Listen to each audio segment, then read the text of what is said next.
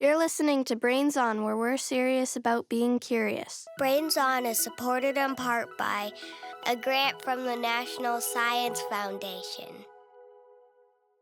So, Mark, you're telling me all I have to do is push this button and I'll be able to clone myself? Yep, exactly, Sandon. I built it just like you asked. Just step into the booth, push the button, and you'll clown yourself in seconds. Wow, I am impressed. I thought this was super hard to do. Good job, Mark. Let's toast to your achievement. Thanks. It wasn't really that hard. I mean, the nose was tricky Well, if it's a clone, the nose would just be like mine, right? because that nose has got to be big. My nose isn't that big. Is it? And it's going to be red and squeaky. Is that a side effect of cloning? Otherwise, it wouldn't stand out against a full face of white makeup. Wait, why would my clone have a full face of makeup? All clowns do. Did you say clown? Yeah, clown. I asked for a clone. A clown. Clone. Clown. Like an exact genetic copy of me? This machine might not be what you expected.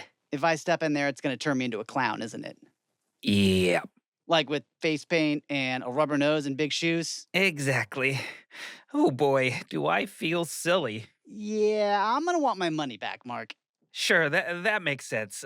Here, it's in my wallet. Let me just open it and Seltzer in the face. and a pie. See ya, wouldn't wanna be ya. Hey, that wasn't the real Mark. It was Mark's clown all along.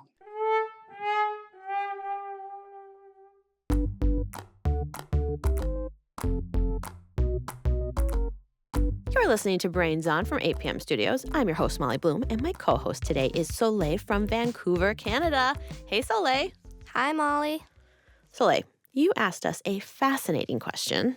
Yeah, I wanted to know if you could clone yourself. So how would you explain what a clone is? A clone is like an exact copy of something. So what made you wonder if you could clone yourself?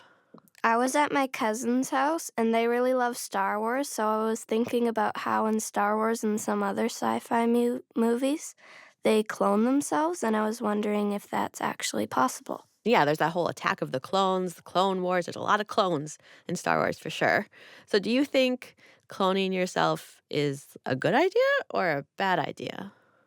I would not want to clone myself because, I don't know, I just think that'd be really creepy to have someone the exact same as you. Like, I'd like to have a twin, but not a clone. So if you did have a clone, what do you think your relationship with this clone would be like? I think it would either be really good or really, really, really bad because they would know everything about me and they could turn evil and then start just impersonating me. But I think it'd also be good because they could be your friend and stuff.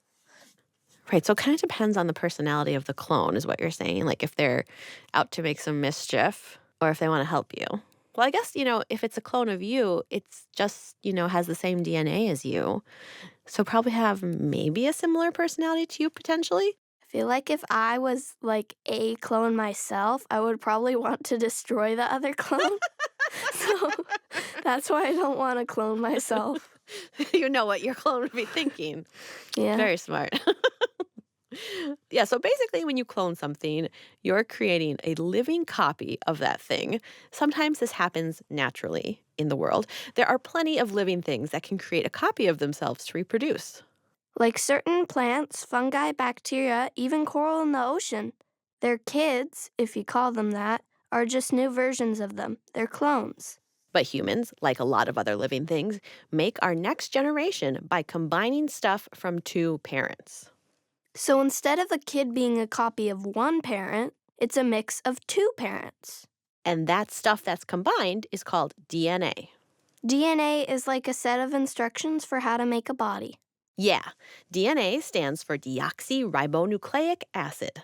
And legend has it, if you say it 3 times in a dark room, the ghost of the man who first discovered it, Friedrich Miescher, will appear. That's poppycock.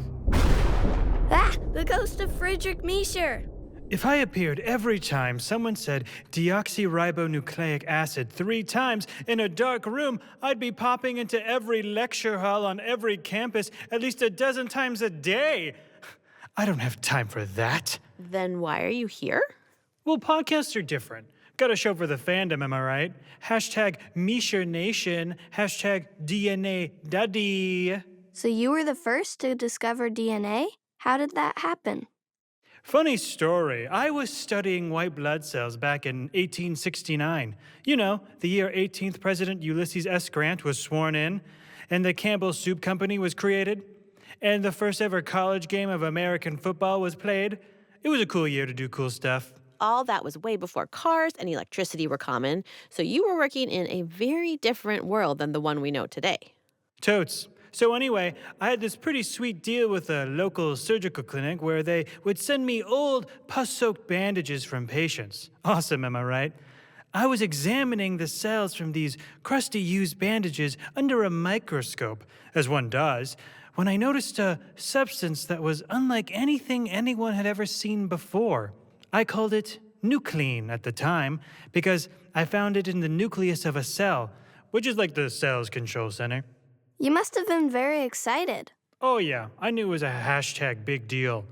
I quickly shared it with all my followers by writing it down, because that's how we shared things back then. Hashtag different times. Then it took a lot more scientists to figure out how that cool new substance you found showed cells how to grow into whatever they are supposed to grow into. Yeah, that stuff you found in the middle of the cell is the key to cloning too. Someone could use those instructions to make an exact copy of a living thing. Psh, yeah, all in a day's work for the Mish man. Not to flex or anything, but some people later got a Nobel Prize for their work studying DNA. I set them up for that slam dunk, though, if you catch my drift. Speaking of drift, it's time for this ghostie to skedaddle. I heard there's a YouTuber who's about to talk about the science of Jurassic Park, and I have a few things to say about the DNA section. Bye-bye! So the key to cloning a creature is to make it with the same DNA as the original. So has it ever happened? Do clones exist? Yes and yes. Ah! The ghost of producer Lydia Morel! What? No, I'm not a ghost. Weird weather we're having though, right? Whew, sorry, you just surprised us. Lydia, are we wearing the same shirt? Red with pink polka dots and tiny ice cream cones? Yeah, I guess we are. Right on, we're twinning. Speaking of twins, twins are so amazing. I'm not a twin, but I've met lots of them. The two most common types are fraternal and identical. Fraternal twins are born at the same time, but they can be really different. One can be a boy and one can be a girl. Even if they're both girls or both boys, they still might look pretty different. That's because they each have their own unique mix of the parents' DNA. Right, but identical twins do look the same, and they have the same DNA. I've talked to Dr. Nancy Siegel, a psychologist at California State University, Fullerton, who has studied thousands of twins, and she's actually a fraternal twin herself. Whoa, Nancy is a twin who studies twins? Yeah, she told me that identical twins are actually natural clones. The cloning happens all on its own. You see, when parents are having a kid, the DNA from both parents is mixed up in something called a fertilized egg. And identical twins result when a single fertilized egg divides, so these twins share all their genes in common. Genes are sections of DNA. So there's only one egg, but for some reason it splits into two, and then each one grows into a baby? Yep. And since they started as the same egg, they have the same combination of DNA. But Nancy says little changes can still happen. Now, they're not exactly genetically the same because there can be changes in the gene that occur over time. But nevertheless, even those twins, they are amazingly alike in looks, in behavior, in personality. And that's where Noah and Ken come into the story. They're identical twins who live in Los Angeles. My name is Ken. I am 11 years old. Hi, my name is Noah. I'm also 11 years old. When Noah and Ken were born, they looked really similar. But as they've grown up, it's gotten easier to tell them apart. Here's Noah. He has indent on either the left or the right side of his face. Yeah, I think, yeah. And I don't. Yeah. So Some people say that I have like a more square face and he has more of a rounder face. Even though Noah and Ken have a lot in common, they aren't 100% exactly the same. No twins are. Nancy says that's because as they grow and develop, different genes act differently.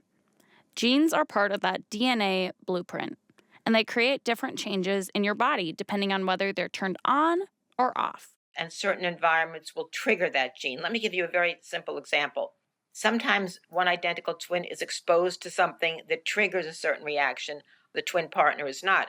Ken and Noah are in 2 different bodies living separate lives. Because of this, different genes can be triggered, resulting in tiny differences. Noah has a different allergy than me.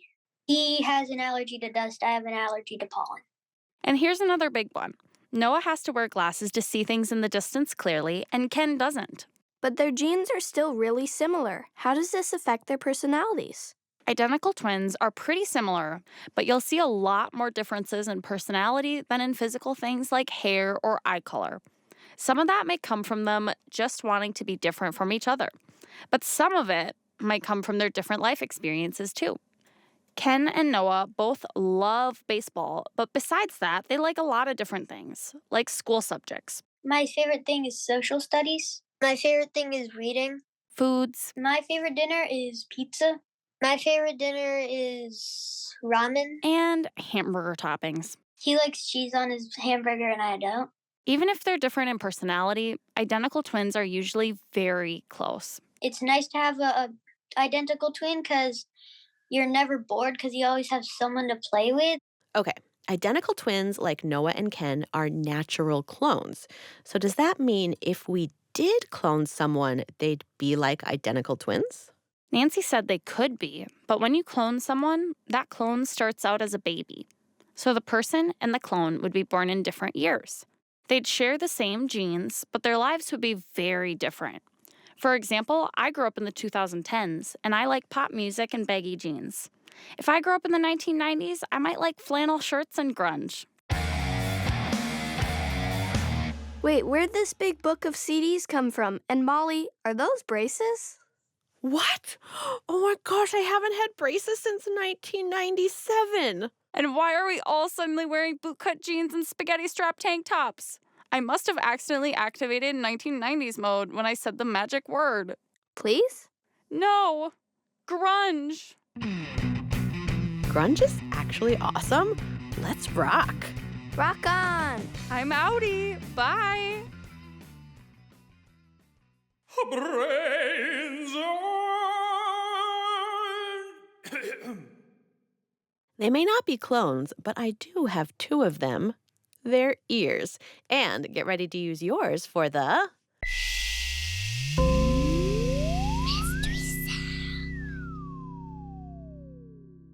All right, Soleil, are you ready to listen and guess the mystery sound?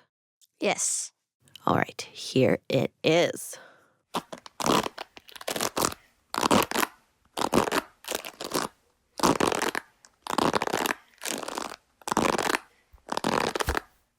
do you think? It sounds like kind of like something clicking. So I think maybe like a cassette tape or something, like going into the thing, or like a CD. Yeah, I have no idea what this one is either. Do you want to hear it one more time? Yes. All right, let's hear it again.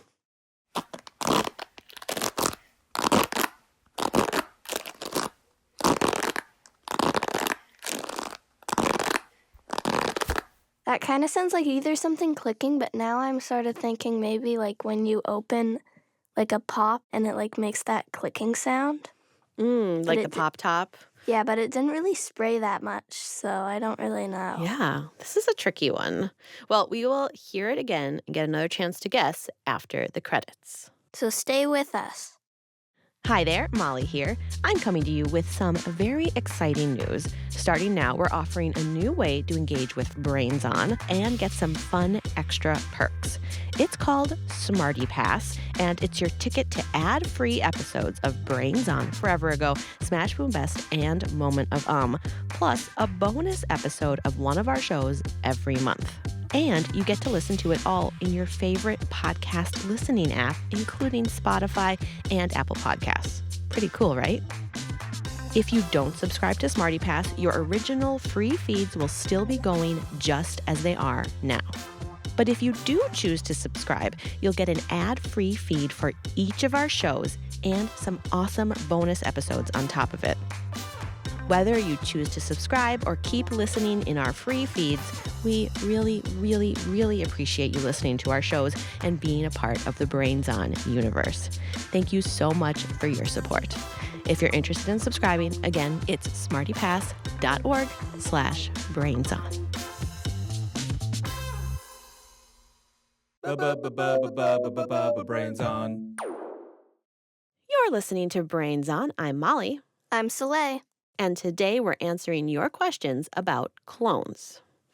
Here's the next one. Hi, my name is Barrett from Reading, Connecticut, and my question is, how did scientists clone Dolly the sheep, and will we be next? Cloney, cloney, cloney, cloney, clones. Cloney, cloney, cloney, cloney, clones.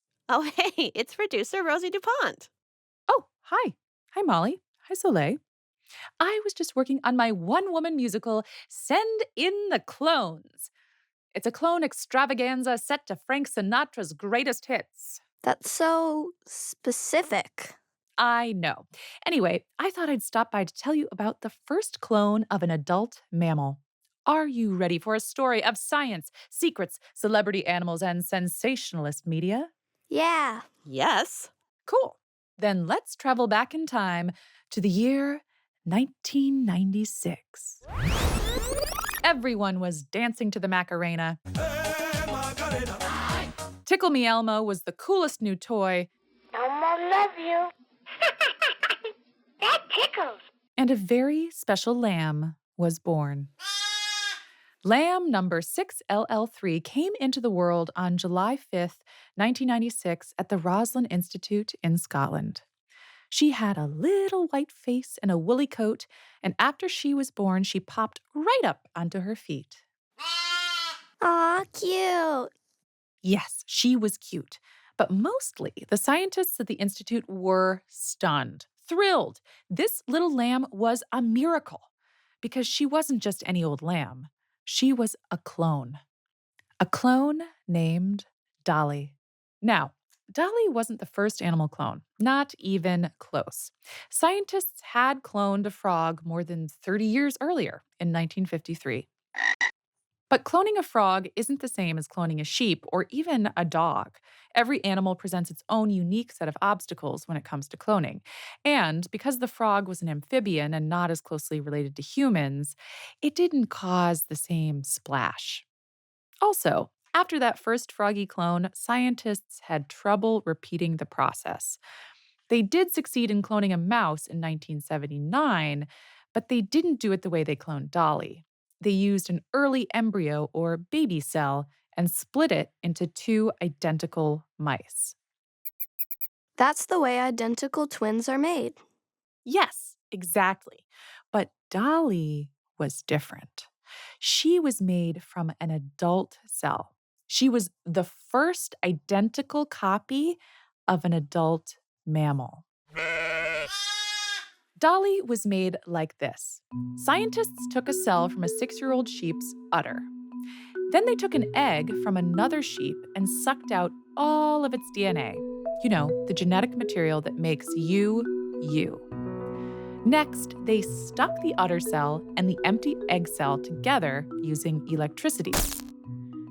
Then they put this combined egg inside a third mama sheep so it could develop.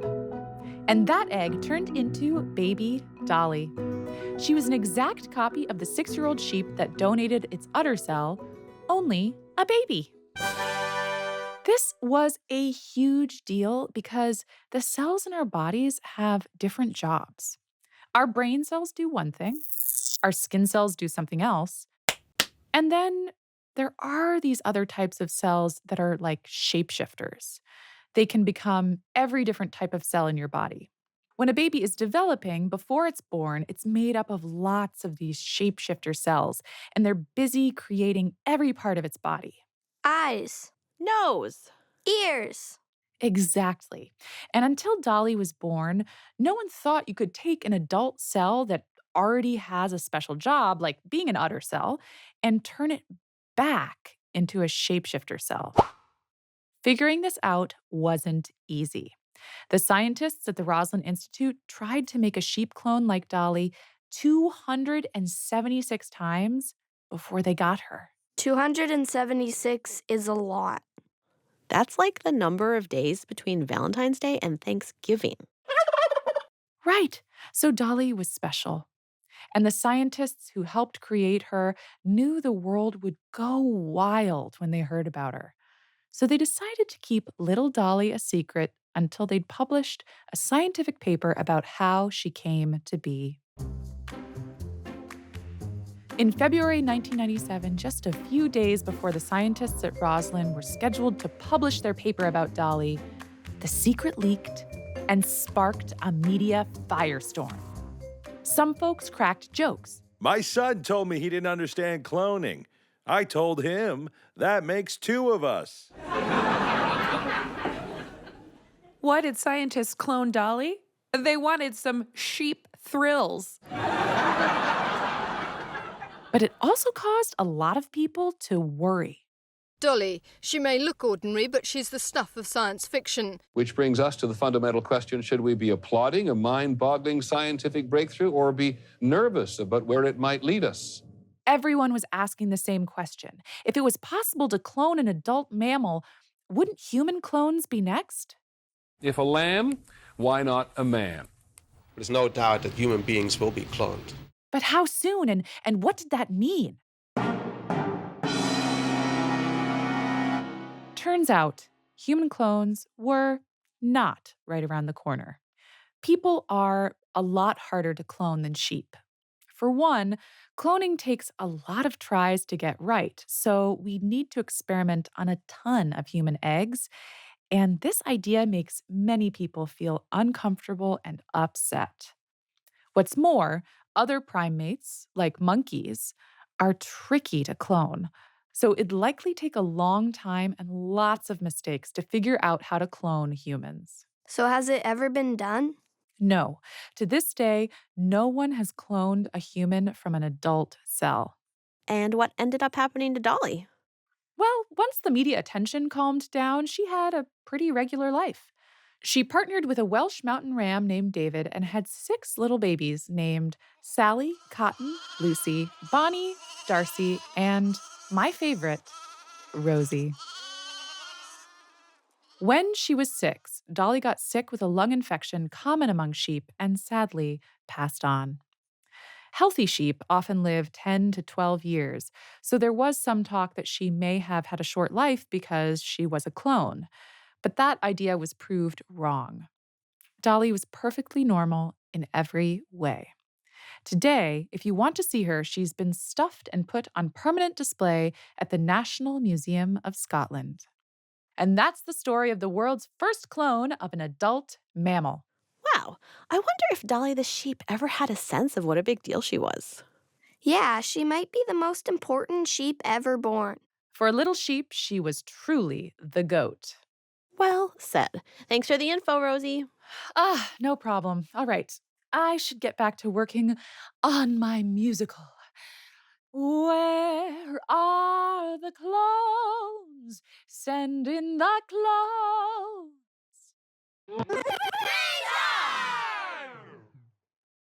So after Dolly was successfully cloned, a lot of scientists were wondering the same thing you were, Soleil. Could I clone myself? Or my grandma? Or my best friend? Right. But in addition to figuring out whether or not something is possible, part of being a scientist is also thinking about whether or not something is responsible. So not just could I, but should I? Exactly. This question of should is a question of ethics. Ethics is a way of thinking about whether something is right or wrong. We deal with ethics all the time. Yeah, sometimes it's pretty simple. It's ethically wrong to go around jumping on people's toes for no reason, but sometimes it's trickier. Here's an example of an ethical question. Imagine 2 kids walking to school.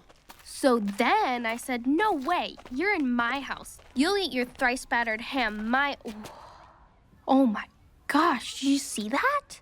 Wow, it looks like someone dropped their lunch money. A lot of lunch money. Moo la la, we're rich. Rich, I tell ya. What? No, we can't keep it. What do you mean we can't keep it? We found it. Finish this sentence. Finders? Wow, you really just kept me hanging there. Come on, this is probably really some kid's lunch money. What if they've been really excited about loaded tater tots and now they won't be able to get any? But that kid's probably long gone now. Besides, if we turn the money in, how do we know the person who lost it will even find it? If someone's gonna keep it, might as well be us. Yeah, but... Think of it this way. Remember how we wanted to save up for that Barry Smiles concert? This gets us like 0.025% of the way to our goal. Listen, I have to get to math class. I know you'll do the right thing. What would Barry Smiles do? So that's just one example of an ethical dilemma. But you're probably wondering, what does all this have to do with Dolly, the cute little cloned lamb that we heard about? Well, after Dolly was born, some people were really worried about the ethics of cloning. Would scientists try to clone humans next? And even if they could, should they? So even though cloning a human would actually be way more complicated than cloning a sheep, scientists and even some people in the government wanted to prepare. Bill Clinton, who was president of the United States at the time, got together a group of experts to study the ethics of human cloning and make recommendations about what laws should be put in place. Lots of state governors did the same thing. California was the very first to ban human cloning, meaning it was illegal there. And so we, as a state, California, responded by looking at the consequences of the reality of that type of science coming true. That's Maria Quintero. She's a lawyer in San Francisco, California. She was part of a group of people who studied the possibility of human cloning and wrote a government report on it back then. Maria remembers hearing about Dolly the cloned sheep. She said the question of ethics came up for her right away. My initial reaction was, I don't think it's right. But then part of me thought it was kind of cool that we could do it. And so I had these two competing parts of myself. You know, there's this excitement whenever anything unexpected, happens or there's a breakthrough.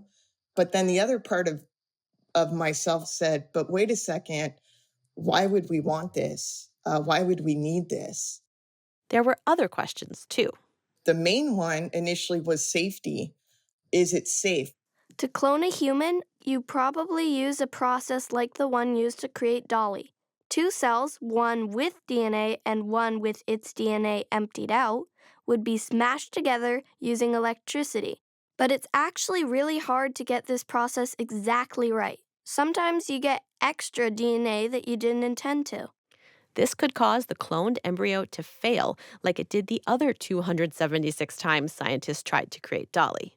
If the embryo was able to be born, this extra DNA could cause health problems later that would be hard to predict. And so that was number one reason they gave for saying no at this time, because it's just not proven to be safe. Also, there just weren't any good medical reasons to clone a person.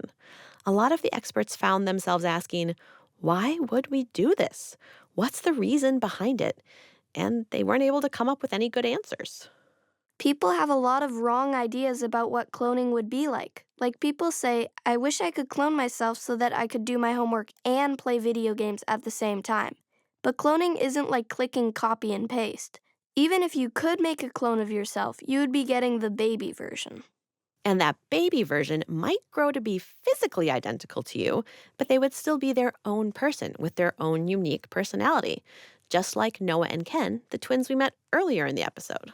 Maria explained that another ethical problem with cloning could be that people wouldn't realize this and would expect things from the clone that are unfair.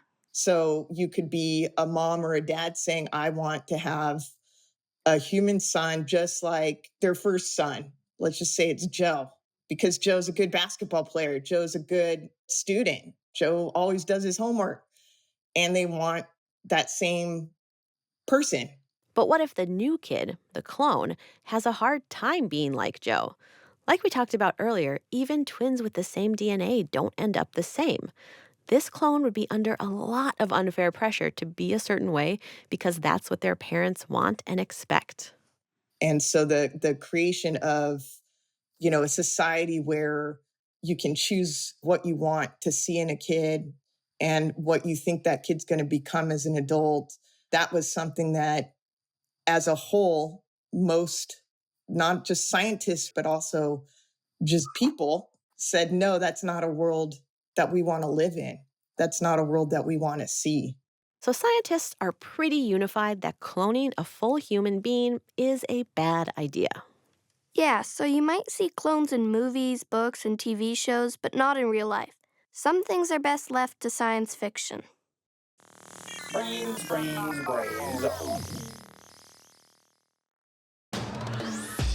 Sup, y'all? It's your fave ghost, 19th century DNA discoverer Freddie Musher. Welcome to my new podcast, DNA Dogs, where me and my buddies talk all things DNA. Ain't that right, ghost of Austro-Hungarian-born American biochemist and DNA researcher Erwin Chargaff? That's right! If it's ribonucleic, you know we're gonna slay it! And of course, we've got the bussin' Russian, Phoebus Levine. I put the gene in genius, y'all. Then let's get this podcast party started. Oh, yeah! Woo! Yeah! DNA! Woo!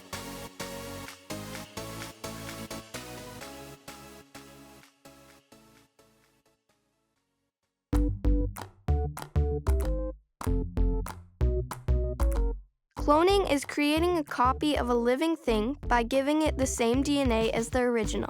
In nature, lots of living things clone themselves to reproduce, and identical twins are like natural human clones. Scientists have cloned some animals, including a sheep named Dolly, but it's pretty much agreed that cloning humans is not ethical and we shouldn't do it.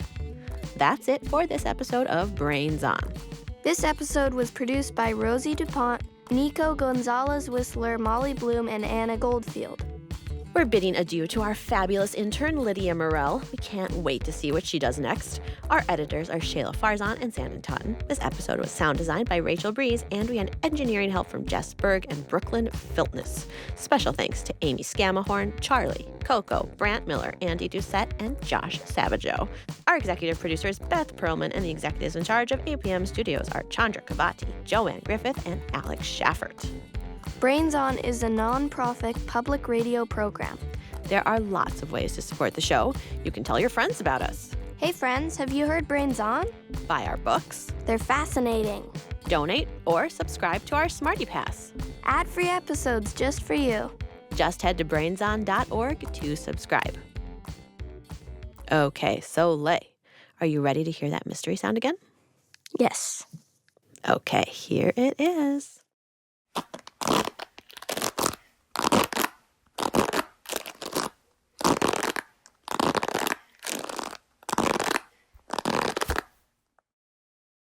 I think it's still like either a can clicking open, but maybe like not a fizzy drink because it wasn't fizzing, or something clicking, like maybe a cassette player or something, or a video game, I don't know. Okay, so we hear the clicking. Are you ready for the answer? Yes.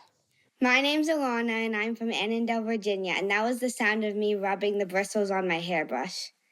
What? What? Okay. That sounded nothing like that. That is not what I was thinking. I mean, So, I've like- rubbed the bristles on my hairbrush, but that does not sound like that. I wonder what those bristles are made of. It must be like those bristles with like the little circles on top of them. Yes, I think you're correct. That was a tricky one. I was thinking maybe like cards being shuffled. But yeah, hair bristles. Good job tricking us, Ilana.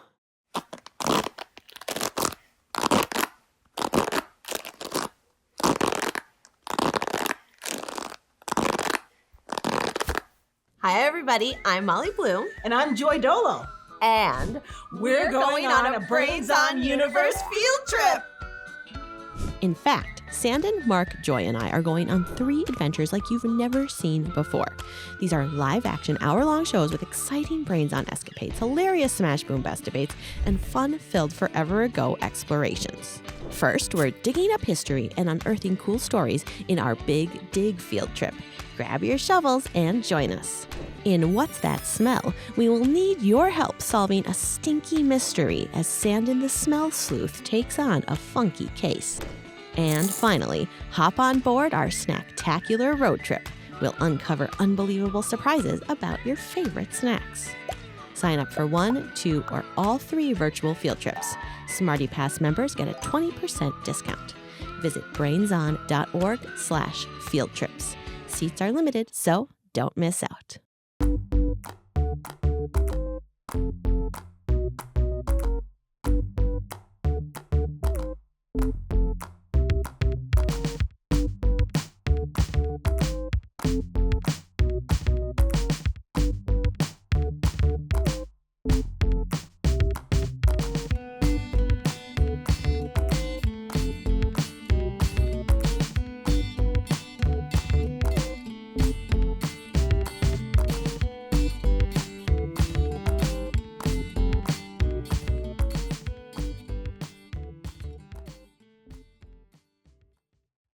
Thanks for listening.